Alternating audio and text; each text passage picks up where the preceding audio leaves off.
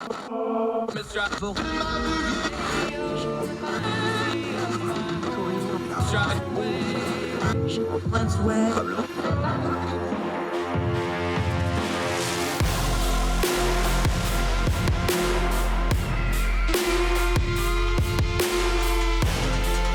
your host, Andrew Donaldson.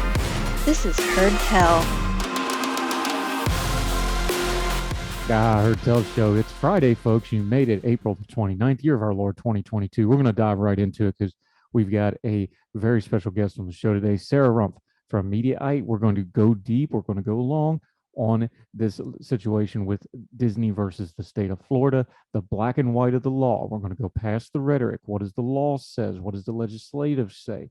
How is that affecting the local municipalities? What is that affecting the counties? Ron DeSantis, the governor, what's his purpose in all this? And what does Disney say? We're going to get beyond the rhetoric, beyond the buzzwords. We're going to turn down the noise on the Disney situation with our friend Sarah Rumpf of Mediaite here in just a minute. Also, we're going to touch on, we've been covering Elon Musk a lot about his proposed buyout of Twitter. Two very unworthy individuals, unworthy schemers, FDR would have called them. It's claiming they're back on Twitter because of Elon Musk, which isn't true. We'll touch on that. Also, a great story. Our in this segment where we always try to do something good and uplifting. A friend of the program that's been on the program frequently, and his organization raising a whole lot of money for an organization that we cover here on Heard Tell frequently. So we'll touch on that. But first, I want to talk about a story before we get into the Disney stuff that frankly upsets me. I hate when we have to deal with this kind of stuff, but we're going to do it.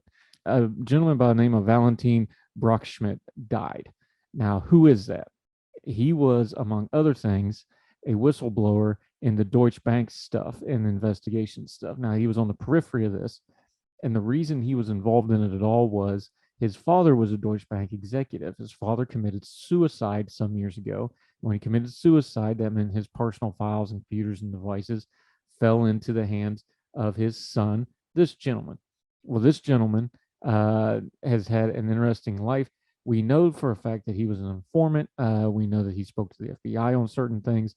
We know that certain reporters have come out and talked about him being a source for the Deutsche Bank stories and investigation and some other things over the years. Well, he was found dead on Monday at Woodrow Wilson High School near LA. He was 46 years old. Now, the reason I'm covering this on Heard Tell is very simple.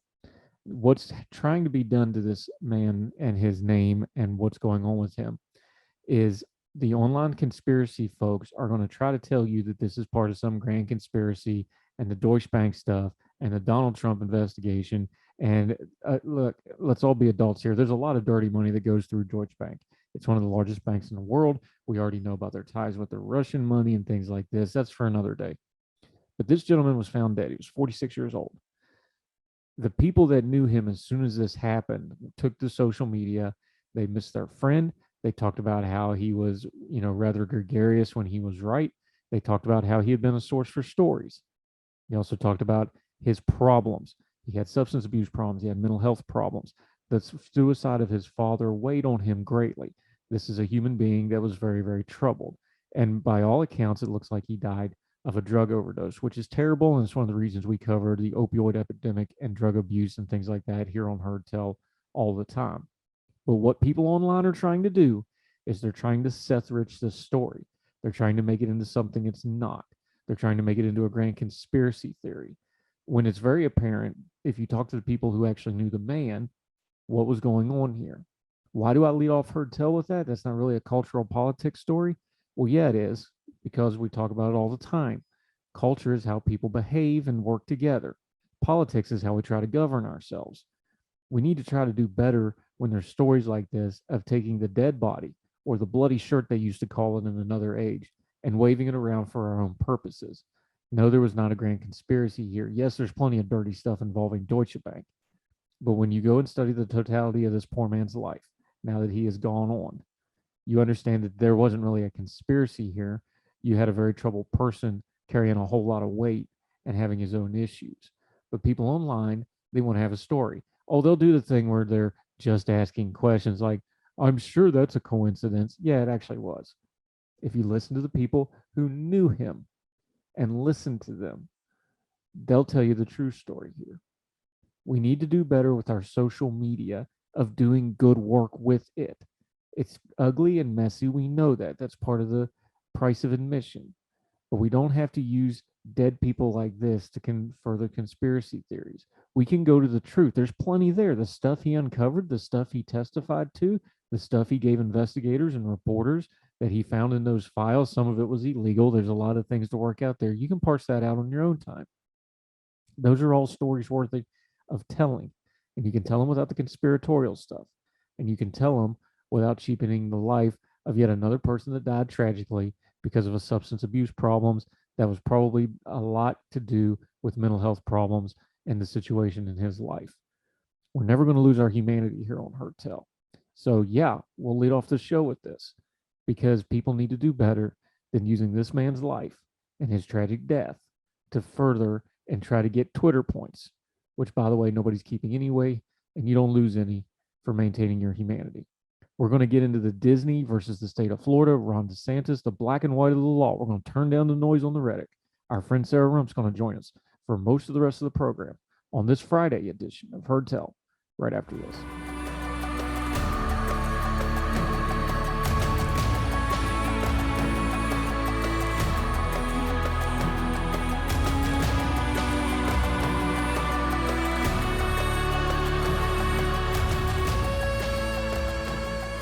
Welcome back to Heard Tell.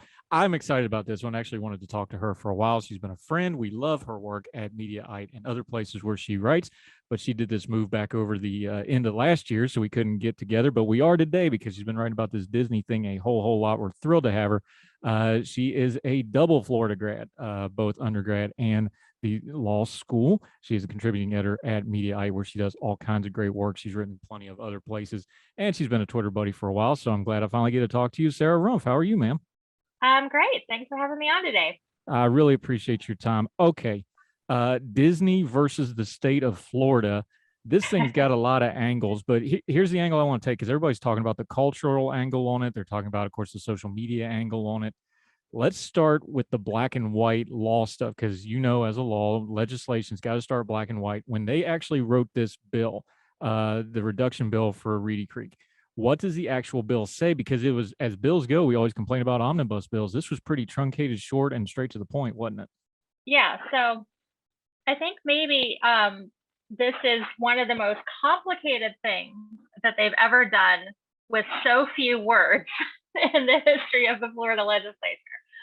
The bill itself says that it defines a certain group of independent special districts that were created before the 1968 Florida Constitution and not re-ratified into statute after that.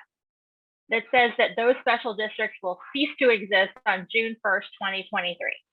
And there's a couple complicated, weird, weedy reasons why they did it that way. There's another law that's already on the books that's been there for a long time that says that special districts like this cannot be dissolved by the legislature unless they go inactive or it's consented to by a vote of the voting landowners, which obviously is not going to happen here.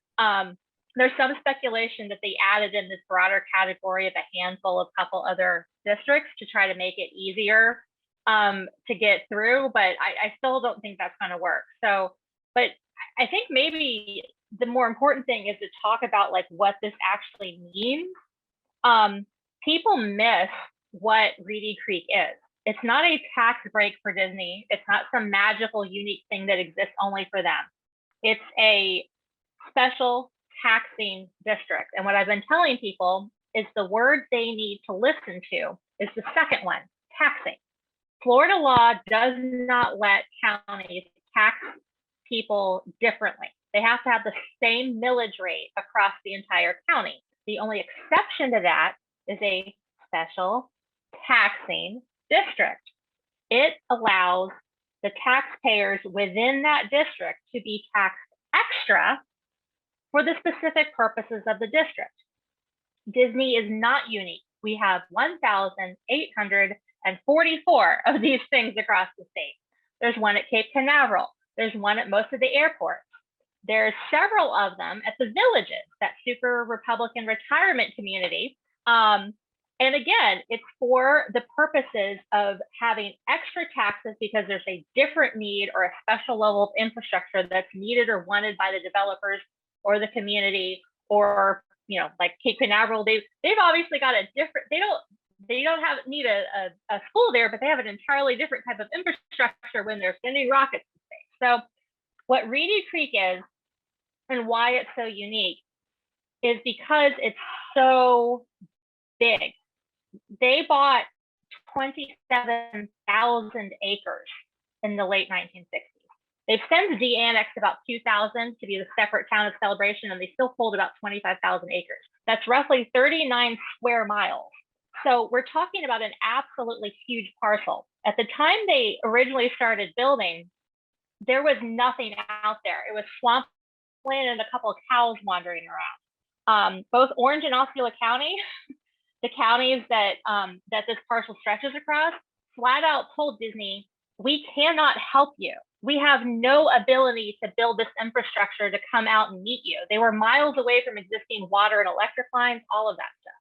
So the way it works, and the way it has worked for 55 years next month, Disney pays property taxes like everyone else to Orange and Osceola County.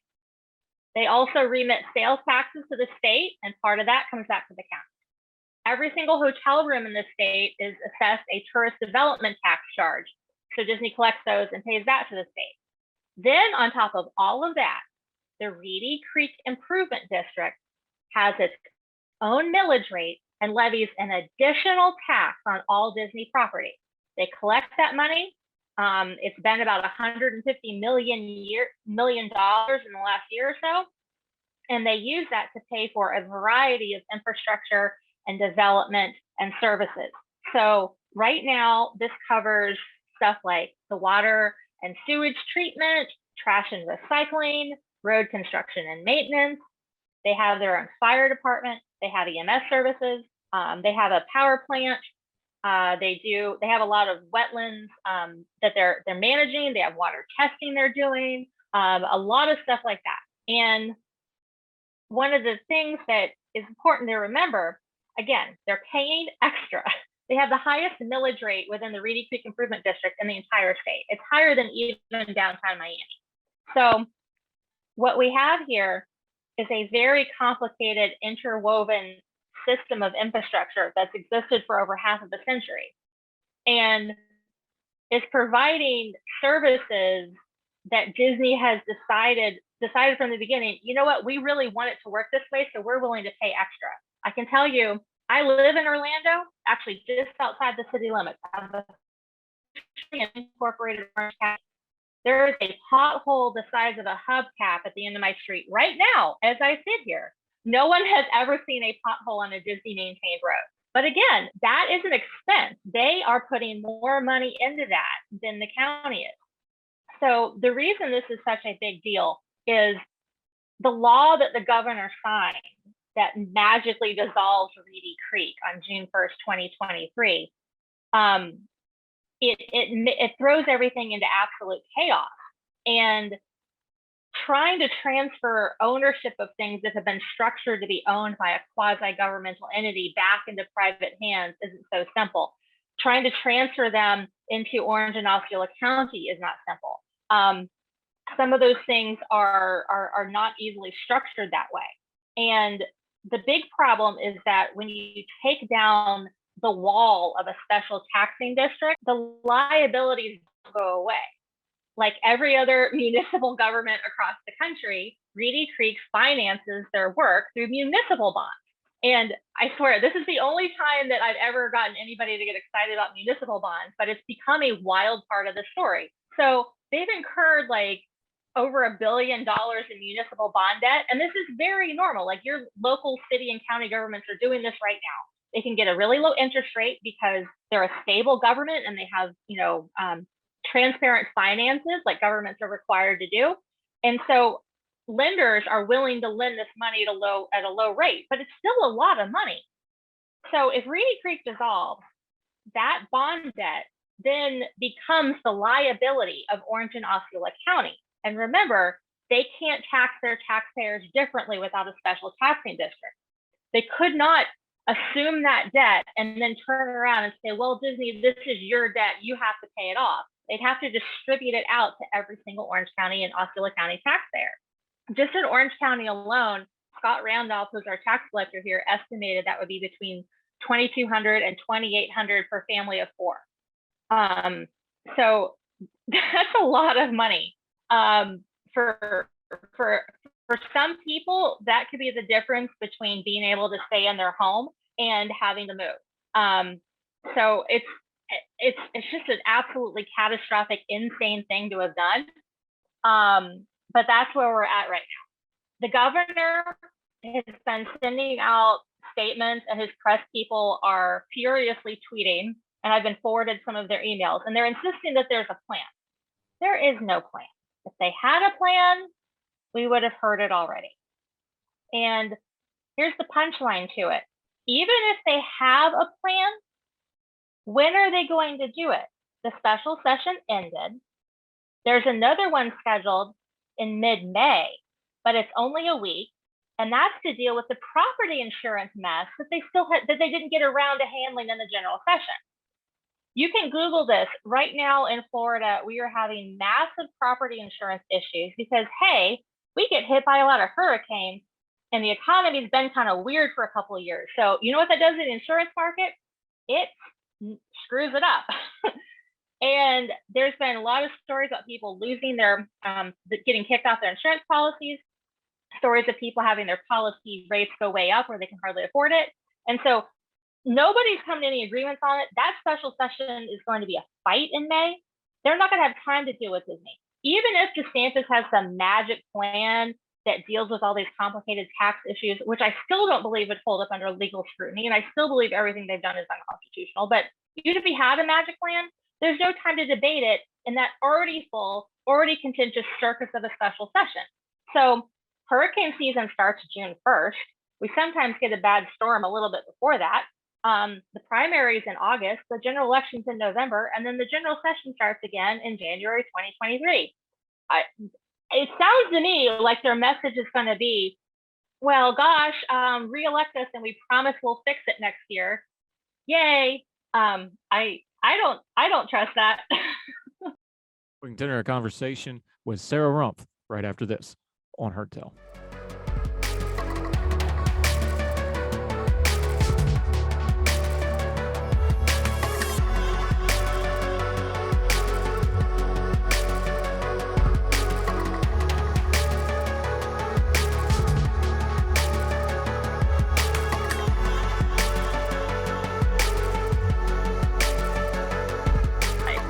Talking to Sarah Rumpf.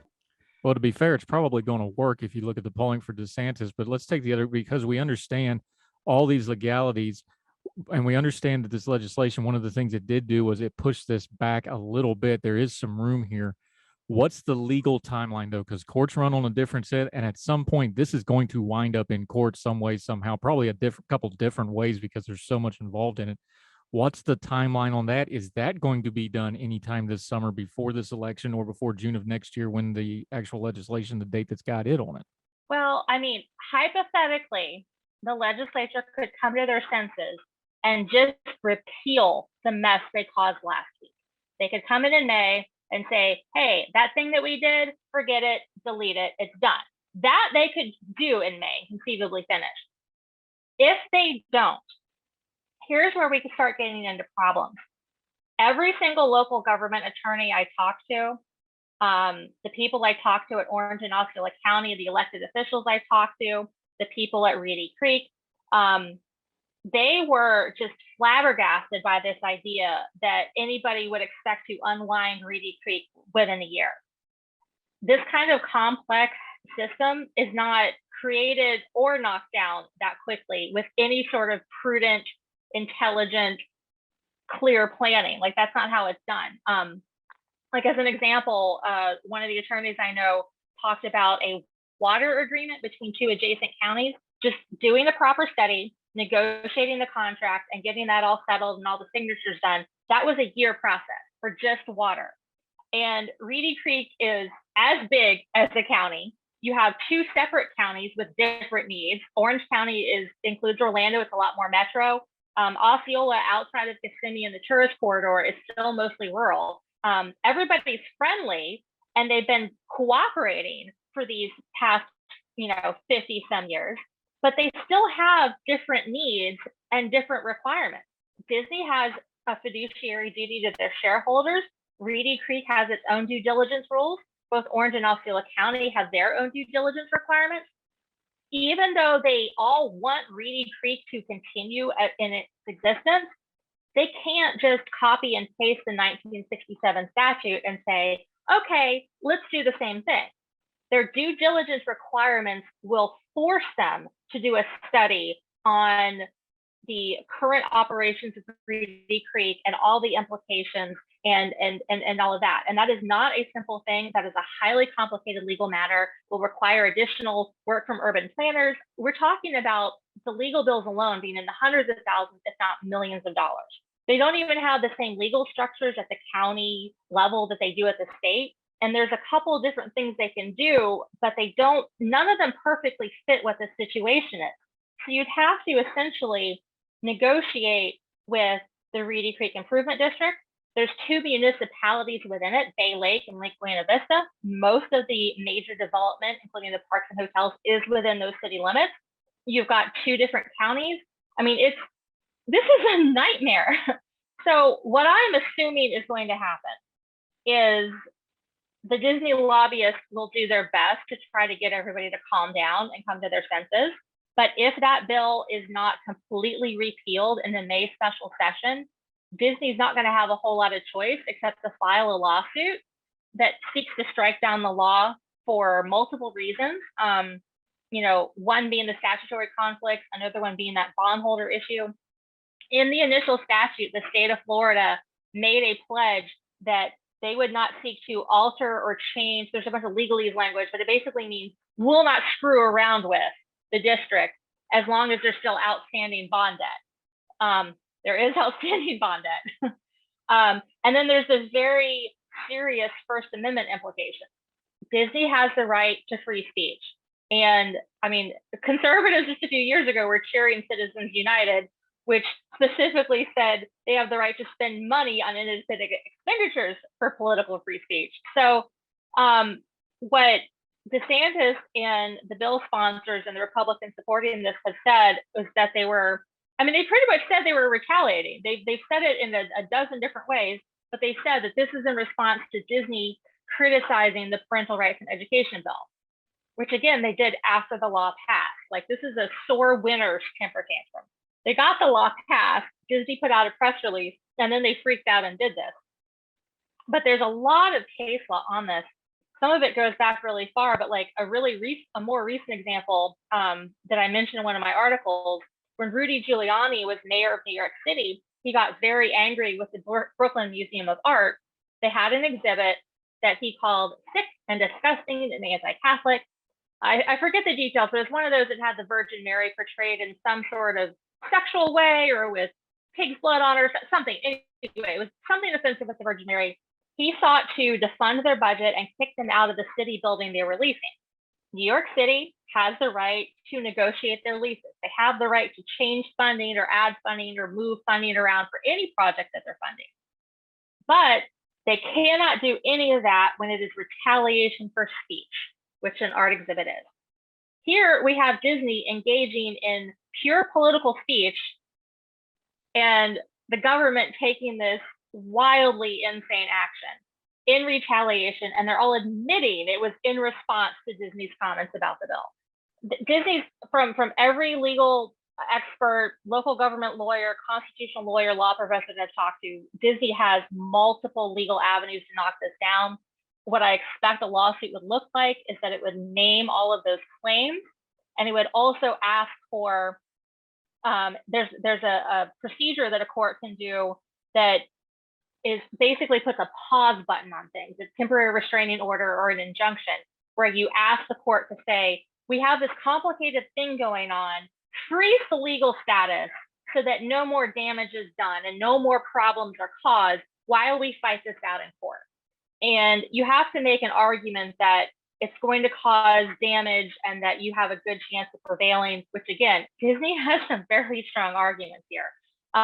When you have the governor's office and the bill sponsors admitting they did no research ahead of time. The Randy Fine, the bill sponsor in the House, he admitted he called no one in Orange or Osceola County, nobody at Disney, nobody at Reedy Creek before he put the bill forward. Jennifer Bradley, who was a sponsor in the Senate, admitted that she didn't write the bill and it was handed to her and she put it forward.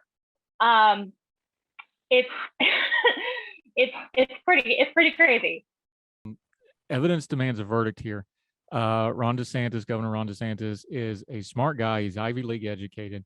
He's very, very good on politics, usually. I've got to ask the question because there's speculation out there. He has to, if not himself, he has to have legal advisors saying this thing's going to be iffy if it goes to court. Is there a cynical thing? They don't have a plan because they're just assuming it's going to get knocked down, but by then we're through the election year and we've got the fundraising and we've got what we're going to get out of it anyway. Is that a fair accusation that has any merit whatsoever? I absolutely believe this is nothing more than cynical political theater.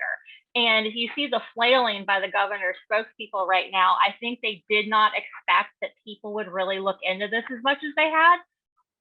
But to be honest, Christina Pushaw, who's his spokesperson, she's been in Florida for a minute and a half. Like, I'm pretty sure that I have condiments in the fridge right now that are older than her official Florida residency.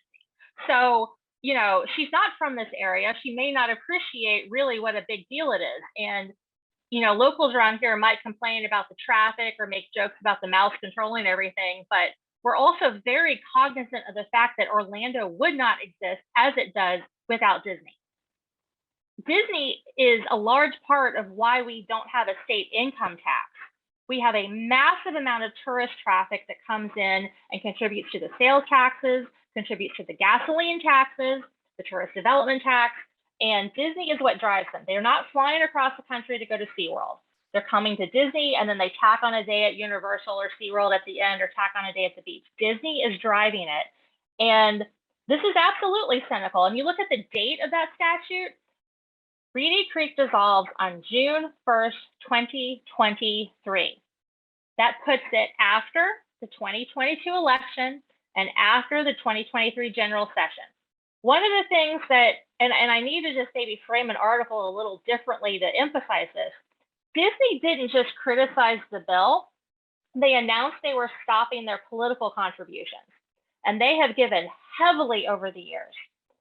I think that the anger is more about the checkbook being closed than the little press release from the CEO.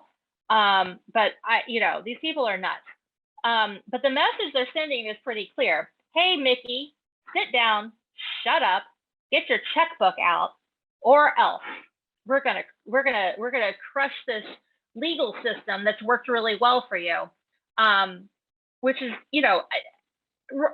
one of DeSantis's strongest messages for re-election and strongest messages if he's to run for president, which I think is pretty much a done deal at this point, is the Florida economy. He's right that the Florida economy weathered the pandemic better than a lot of people expected. There's ads that have been on television locally here that are sponsored by different Chamber of Commerce groups talking about how Florida is open for business and this is a great place to have a business and great place to work. Well, what kind of message does it send to a business if what's happening is, hey, if you criticize us, we might act out in vengeance and crush something important to your business with no thought and no research and ha ha ha. I mean, it's an insane thing to say. And, Disney right now, they're not going to pick up and move. You can't just put Space Mountain in a suitcase. They're not moving to Georgia. Like, that's not happening. But they're in the process of starting construction for a facility to move 2,000 employees from California to the Orlando area and the facility they're building in the Lake Nona area. They don't have to go through with that. They don't have to expand and build another hotel or build more parks or build something else that will create more jobs here. The message that the governor and the legislature sent them is, you can't trust us, you shouldn't invest in Florida. And if you're a business looking to come in, I mean, you look at go look up the messages that have been coming from the mayor of Miami trying to draw tech people and companies and cryptocurrency to Miami. I mean, they're trying to market Miami as like another Silicon Valley, another Austin. How do you, if you're a business looking to come and you see what DeSantis and the legislature just did to the state's largest employer because of one press release, I still, even though I've been like writing literally thousands of words about this, I'm still having trouble wrapping my mind around it, that they like one press release and then this reaction. Like, it's just a very insane overreaction. Like, I got a mosquito bite, therefore I'm going to nuke the entire state. I mean, that's what it kind of feels like. And we're going to continue this conversation with Sarah Rumpf. Disney versus the state of Florida and Governor Ron DeSantis specifically, when Heard Tell continues right after this.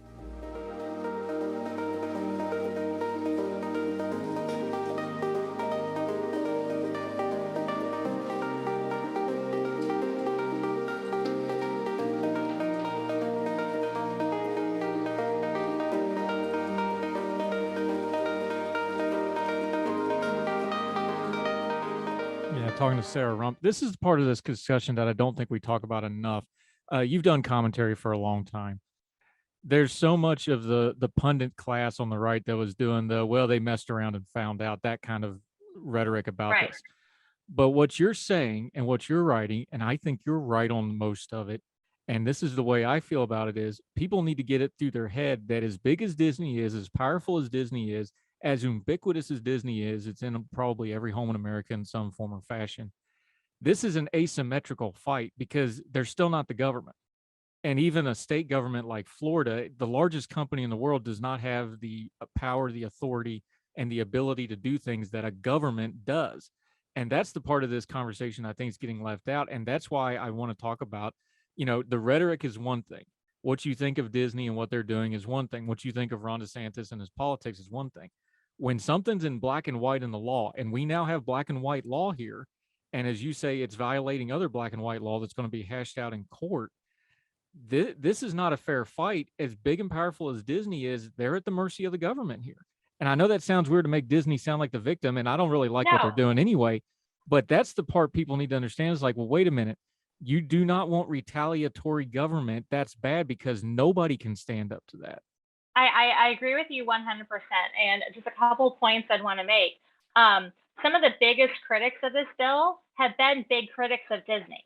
Scott Randolph, our tax collector here, is like he's like, I'm not a fan of Disney. They've given millions of dollars to Republicans. They've supported a bunch of people I disagree with. Anna Eskamani, who's my state rep here, she criticizes Disney all the time, and she's been doing it for years. She won't go to the park. She doesn't like some of their labor practices and other things, and she's been very vocal. But she also does not want to crush the Florida economy and thinks that Disney's free speech rights were violated. The thing is that, and I've seen some of the commentary from like Ben Shapiro and Kurt Schlichter and, these guys that are cheering this on. And it's like, okay, if that's the position you're taking, then don't you dare ever, ever say you support free speech ever again. Because that's what this is.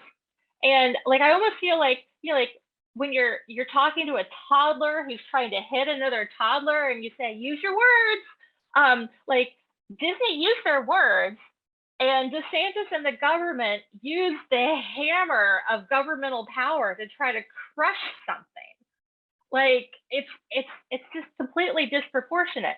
I get the anger with Disney. Like the videos that Christopher Rufo published, like, made people angry. Now I look at that and then I see the content that Disney puts out, where there might be a couple who's a guy and a guy that are in the background of some scene, and I'm like, okay, I'm not really worried about that ruining the youth of America or whatever.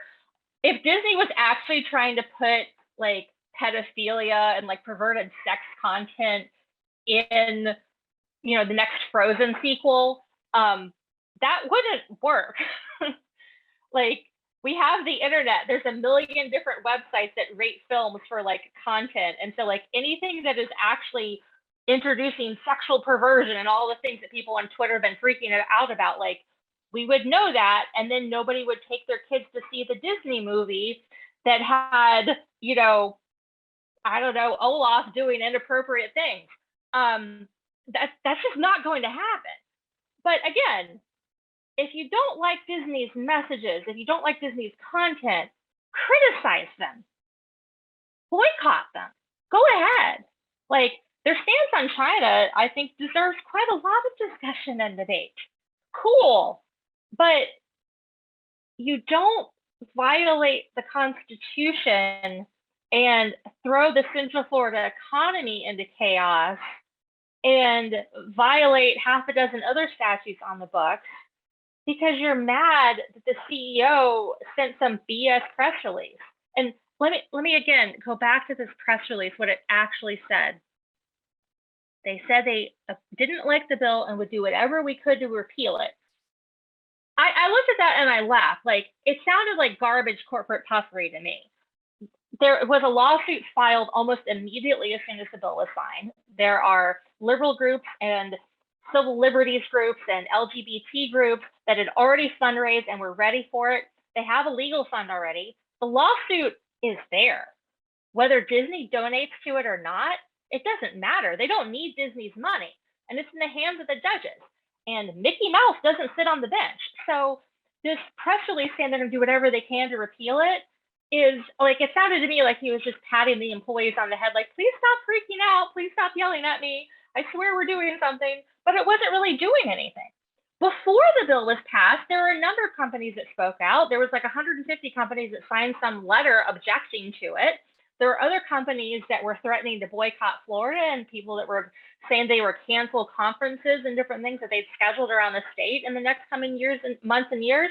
The government, DeSantis didn't lash out against any of those people who were threatening to boycott Florida before the bill was passed. They lashed out at Disney for one press release after the bill was passed because DeSantis is running for president and Disney is a bigger target for messaging than some small conference of anesthesiologists or whatever that was like canceling their plans. No offense against anesthesiologists, I just picked that out of my head, but everybody has conferences here. Anyway, like this, it's all about messaging.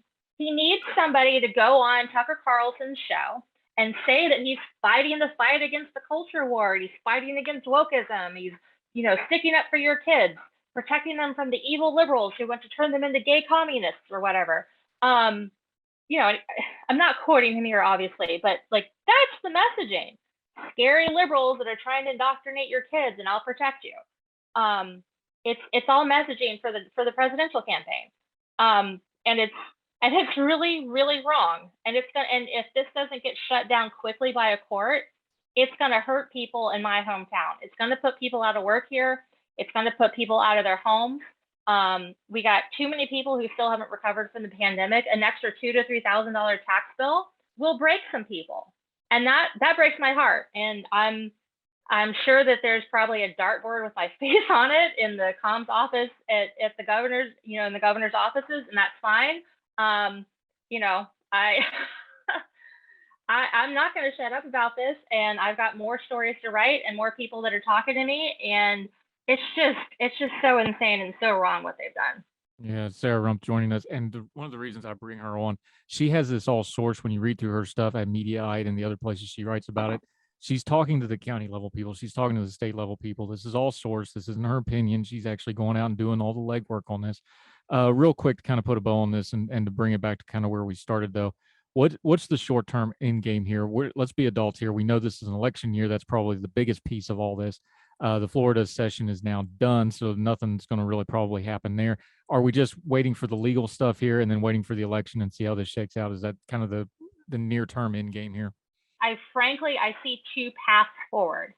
The legislature comes to their senses. They can blame the liberal media. They can say that this has been distorted and they don't want to cause anybody stress, and they'll revisit it next year, and they repeal the bill, come up with whatever dumb excuse they want. that they repealed the bill during the May special session. If they don't do that, there's going to have to be a lawsuit. And it's going to be one of those, like, you know, from Disney's perspective, spend the legal fees now or spend the legal fees later. They either pay to enforce to protect their rights in court, or they're going to have to pay for quite a bit to try to untangle this and renegotiate with Orange and Osceola County. I do not see a situation where Reedy Creek totally ceases to exist. Disney wants to keep paying that higher taxes.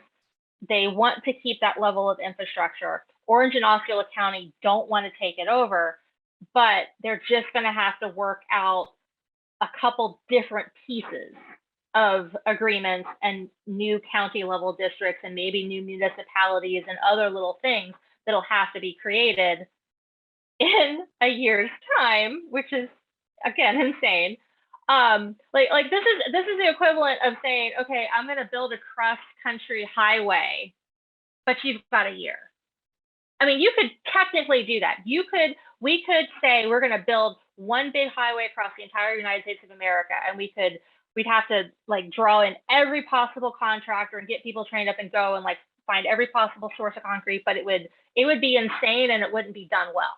That's what that's kind of feels like the project they're trying to take on. But Disney's going to have to file a lawsuit fairly soon to protect their rights here. And if a court doesn't put that big pause button on it, they're going to have to start negotiating with the counties, and taxes are going to go up around here. There's nowhere else to put it. The revenues are still down from the pandemic. Again, like all of our economy depends on tourism. With less people coming here, and the park's closed for a while during the pandemic, the tourist development money is way down, all of it's way down. They're already strapped. So if they're going to have to do this, they're going to have to raise taxes or cut services somewhere. And, you know, where do you cut? You stop maintaining the roads, you cut homeless services, you know, it's just going to cause a lot of pain. And there's words I can't say on the radio that to more accurately express my true feelings. But what the Ukrainians on Snake Island said to the Russian warship, that is my opinion on this. And I've learned to say it in Russian, but I'll be nice and not say that on your radio show either. But I can now say that wonderful phrase in Russian as well as German. So yeah, that's my thoughts. Yeah, my Deutsch is pretty rusty, even though I lived there twice. So let's just skip that. Sarah Rumpf, she's wonderful. It's great to finally get to talk to you. I've been wanting to for a while. We finally got you here. We're going to definitely have you back because I don't think this is going away. I think this is going to get even messier, and we'll have you back to update the story. Till we get you back on the show, though, let people know where they can follow you, your social media, your writing and Mediaite, and all the other great stuff you do. We need to get you on Twitter Supper Club, though, because you have this pastry thing that you need to be sharing with the wider world. So you need to get on our hashtag Twitter Supper Club. Join us for that. But let folks know where they can follow you until they see you again on Heard Tell. Okay, well, I'll try to post a picture in a couple of days because I'm making my own birthday cake again for this weekend. Anyway, most of my writing is at Mediaite. That's mediaite.com. I also contribute at Law and Crime, and I've got a couple other pieces that are going to be coming out. I've written in the past for Reason and National Review and the Daily Beast and a few other places. My Twitter account is where I'm posting some ongoing commentary as well and sharing all these articles and fun little podcasts like this one. Very good chat today. Thank you. So my last name is Rumpf, R-U-M-P-F, like Florida, and the Twitter handle is Rumpf Shaker, which was inspired by a rap song that came out in the 1990s by a very exuberant group named Rex and Effects.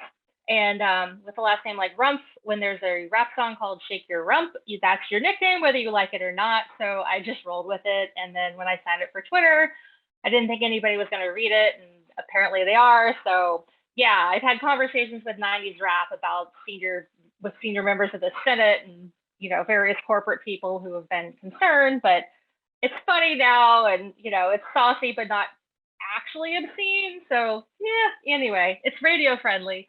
Yeah. Rumpf Shaker. I love the handle. I almost introduced you as Rumpf Shaker, and I was like, nah, she's got to tell the story first, or it doesn't make any sense. Sarah Rumpf, you're wonderful. Thank you so much for this. you're taking a lot of slings and arrows right now because you got the unpopular opinion, but we appreciate you bringing that perspective. We're going to have you back soon. And thank you so much for the time, my friend. All right. Thanks a lot. Have a good night. You're the best. Thank you very much.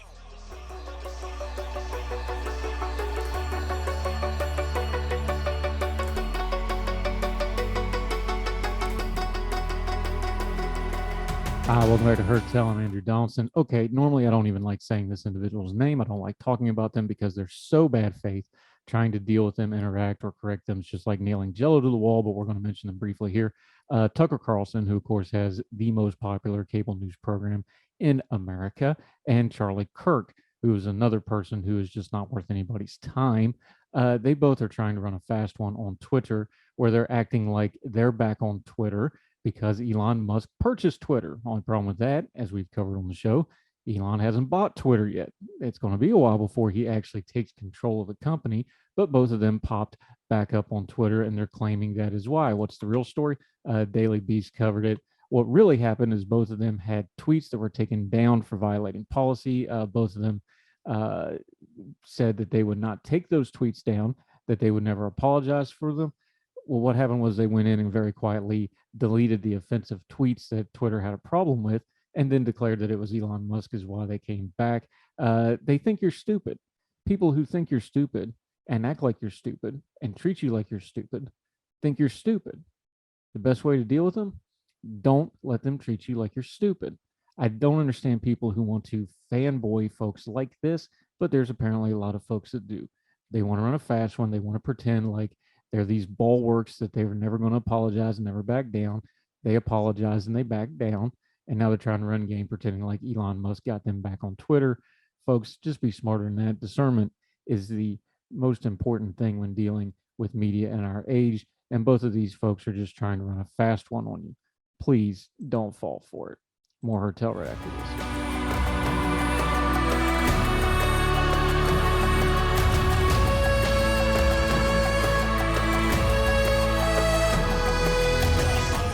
Welcome back to Heard Tell. You know we always end on a good note.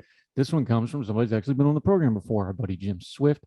His publication, The Bulwark. We have been covering World Central Kitchen. That's Jose Andreas's charity and the work they're doing in Ukraine. They pop up anywhere there's trouble in the world. The Bulwark, our friend Jim Swift and those folks over there have raised now $120,000 in a donation campaign for them. Good on them. Wanted to mention that. I also use his newsletter for content sometimes, and we look forward to having him back on the program soon. You can go back and listen to when he joined us, talk about interns, congressional interns, and how that whole system works. That'll do it for Heard Tell today. A little different program, but important topics. A lot at stake today, not just sizzle. We get to the stuff that matters. Hope you all have a great weekend. Don't forget, twice on Sunday, the recap show of all the great interviews will be out. And until then, we'll see you on Monday with brand new episodes of Heard Tell. So until then, wherever you and yours are, across the street or around the world, we hope you're well. We hope you're well fed. And we'll see you again soon on Heard Tell. All the music on Heard Tell is provided under a Creative Content license from monstercat.com.